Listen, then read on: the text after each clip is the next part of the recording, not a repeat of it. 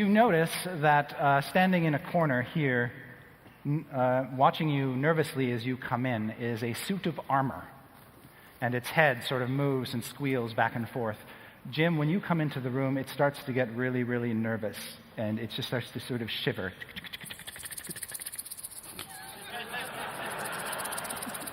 You used to torture Clatterby when you were a boy. Did I ever?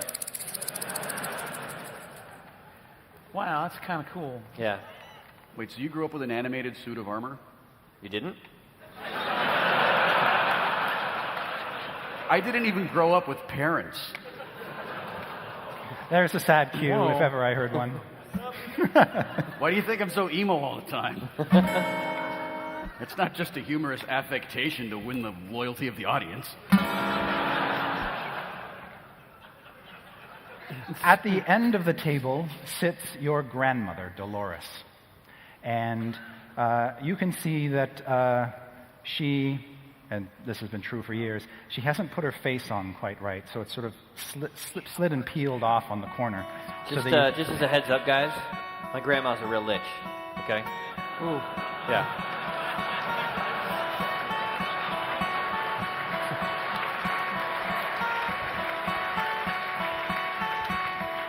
Olivia's brother, her cousin, or your cousin, Percival, is seated at the table and looks shocked and horrified when you walk in. What's up, Percy? And then he looks even more shocked and horrified when he sees that you have brought strangers.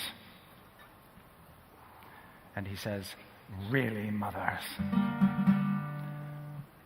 He said what? He said, "Well, you're not sure. Do you want to ask him?" I'm old. What'd you and say about going my to- friends, Percy? He says, "I didn't think you would be here, Yeah. James." Well, I'm here. And actually, I brought more people than you even know about.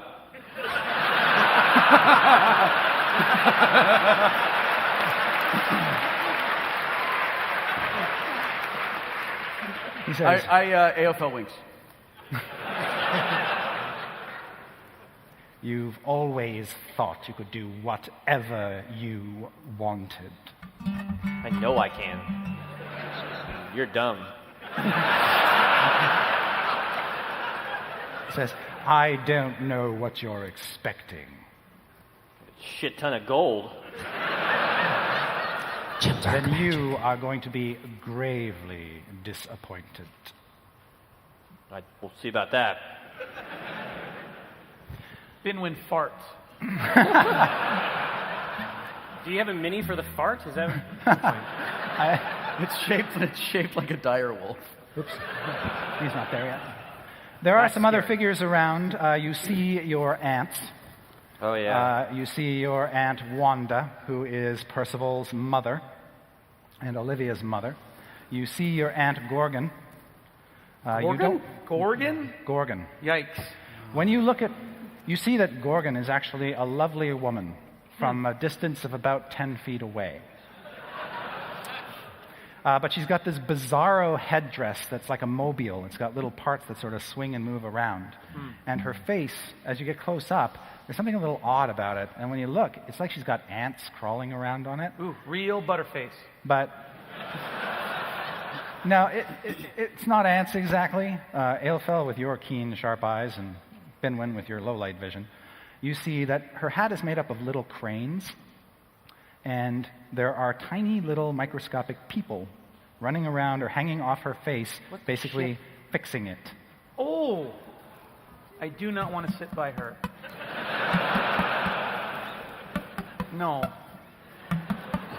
And all she says when you come in is she turns to the grandmother, Dolores, and says, "My children will be along shortly." Eesh. And you know her children are wretched and hideous. Okay. Apple doesn't fall far from the tree. When you see, or when Wretched walks into the room, she is that's their names? That's their name. You're just figuring that out now, aren't you? You see that Wretched Darkmagic is a willowy, statuesque girl, very Physically attractive, it would seem, except she's wearing a mask, a silver mask over her face. Her brother, Hideous, is only 12 years old.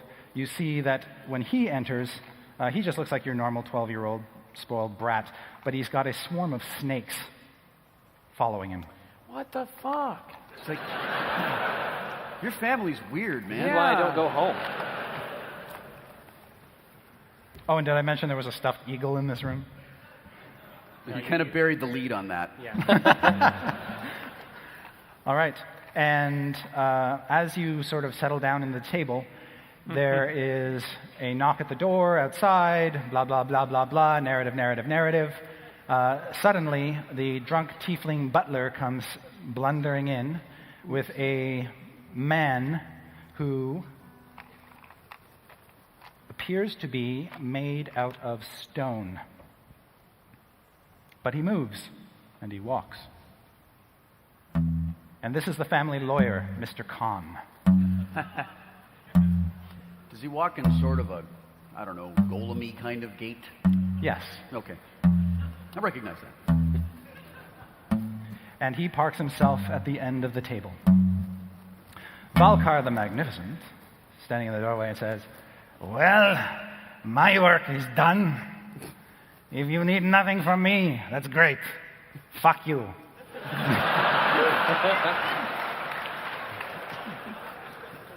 And he blunders out. And Mr. Khan, he pulls out a stone tablet. You don't know where he pulled it out from. And he begins to read. The good part, guys. Get ready. Grandpa was loaded. All of the family has been waiting long for this. And he says, "I, James Tarthanian Darkmagic the First." You're not my grandpa.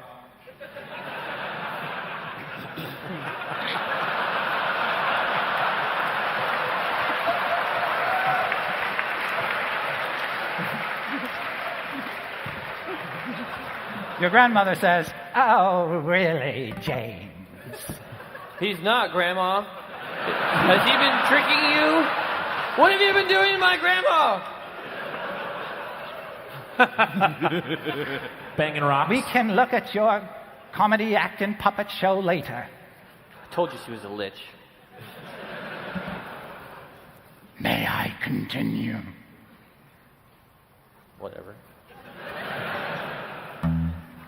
Hereby declare this to be my last will and testament.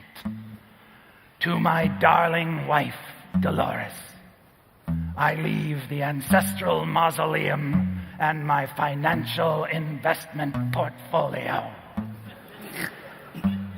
To Martha, your mother, who's not here, Wanda, other aunt, who breaks into tears at this moment, and Gorgon,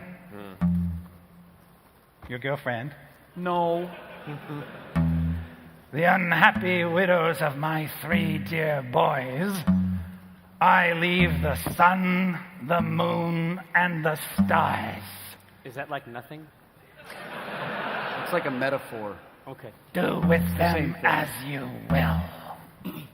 Yikes.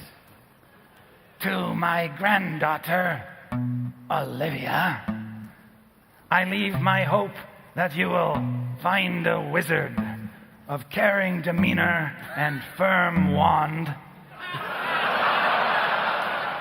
to marry and to love someone with an appreciation for great beauty and caution to balance your wild nature. To my granddaughter, Wretched, and grandson Hideous, I leave nothing but the wish that you grow up to become powerful wizards and masters of your own fortunes, beyond the reach of your miserable and undeserving mother's grasping talons. Grandpa laid it out. He's dropping some science. Yeah. To my grandson, James III, Jim. A boot to the head.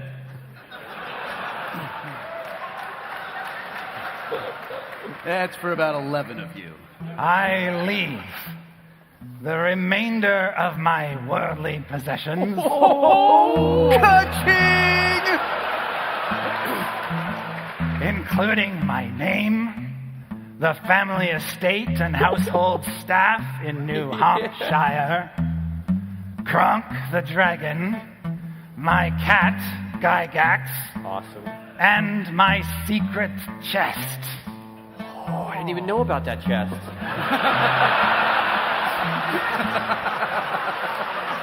Didn't. You, just above the name. all others, carry the burden and the promise of the Darkmagic legacy.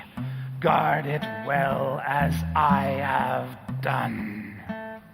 I will, Grandpa. You can count on me. The golem will take it, he'll put the slab where the sun don't shine, and he proceeds to get up. At which point, Percival...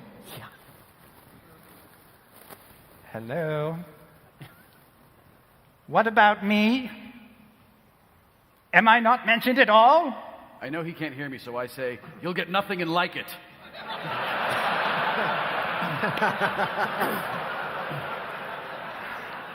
The golem says, and who are you exactly? I'm with Jim Darkmagic. Percival Darkmagic. Oh, right. Sorry. I thought you were talking to me. It's a fake thing. I'm sorry, there is no mention of you. But I was his apprentice for 3 years. 3 years. He made me clean his chamber pots. For fuck's Well, now they're sake. my chamber pots. You're welcome to keep cleaning them.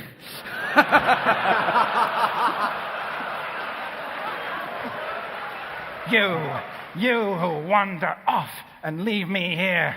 You, how dare you?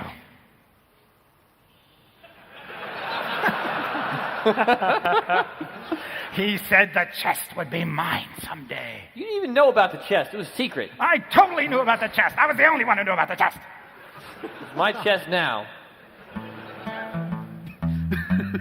I'm offering you a cushy chamber pot job. Well, actually, not too cushy. I had faith food for lunch.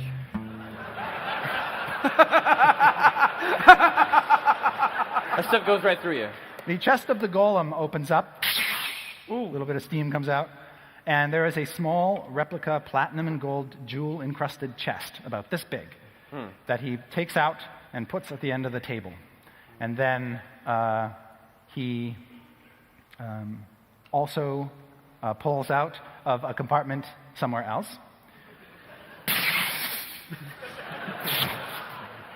a small little key. And he puts it down. I snatch them both up. All right. Percival is beside himself. You see he was sort of flexing his wand. It just goes... And... Such a Hufflepuff, that guy. And then he throws the remains across the table right into your chest. And then the golem turns around and leaves. All right. Well, I want to pop the top on this chest. Granny Dolores says, "Oh, James, you always wanted to open your Christmas presents early. You should wait. It's a private moment." No, I'm going to open it here. "Oh, goody," she says. And she says, "I hope it's banana bread." "I wish your mother was here, but alas, she's upstairs." Well, all right. You know your mother, ever since you left, she has been in this sort of perpetual state of delirium where she seems to exist in another reality completely. She refers to things that aren't there, people who aren't there. She doesn't know who you are. So you might see her, you might not. Whatever. Yeah. So key, lock. Yes.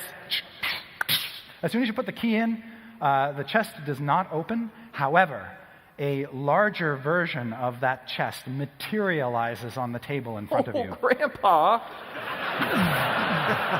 You finally got to see the Jim Darkmagic magic. I did. Yes. It's amazing. Omen, you appraise that big chest as being worth about 25,000 gold pieces. Whoa! Just chest the itself? The chest itself is worth that. The little one's worth about 5,000. Fuck that chest. I don't care about that chest. The cat leaps off your shoulders and, like, sort of studies the chest and sniffs it and all that kind of thing, as intrigued by it as you are, apparently.